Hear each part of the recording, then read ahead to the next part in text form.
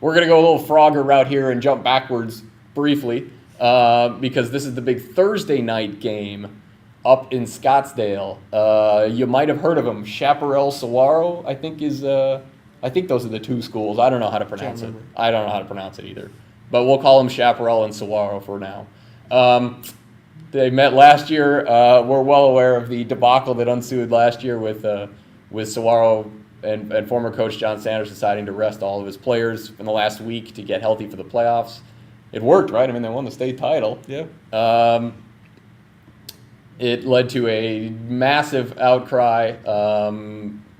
Methinks that's not going to happen this time. Am I correct? I mean, it seems like not only just because different coaches and different styles playing, but this game matters in several aspects, right, for both sides.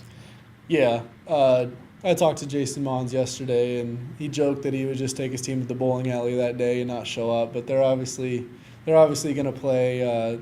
He wants to give the alumni a good game, and it's going to be a good crowd. And that was Sanders' decision last year. It's not one that many coaches are going to do. And with Mons in, he's just going to play it like a regular game, knowing that the playoffs are next week and they might be beat up, but he just knows they have to play it, and it should be a good game. Like you said, they're both in unfamiliar territory where they're in the middle of the power rankings. They both have lost, a few games this year, and they're trying to get at least one home game and trying to get two. So there's a lot to play for on both sides.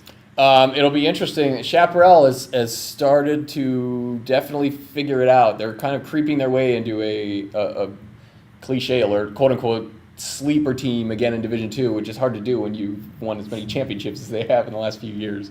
But they got off to a rough start, and their offense is starting to figure it out. Brad Schenker's playing very well at quarterback. They're getting some guys healthier. Their defense has been pretty good.